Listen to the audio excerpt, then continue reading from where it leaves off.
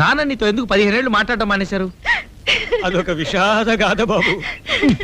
నువ్వు ఇప్పుడు స్పీకర్ కట్టకపోతే నీ గాథ విషాదం అవుతుంది. నువ్వు చెప్పమా. చెబుతాను బాబు, చెబుతాను. ఇవాళకి సరిగ్గా 15 ఏళ్ల క్రితం 1976 మార్చి 23వ తారీఖున ఆ రోజు వైకుంఠ ఏకాదశి నేను ఉపవాసం ఉన్నాను. ఆ రోజు అమ్మా సీన్ చూపించొద్దమ్మా, విషయం చెప్పు చాలు. ఆ రోజు మీ నాన్నగారు దోసకాయ పచ్చడి చేయమన్నారు.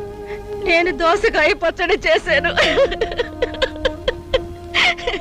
ఆ దోసకాయ పచ్చట్లో చిరుచేదు వచ్చింది నాయన. అంతే, కంచం విసిరి కొట్టారు.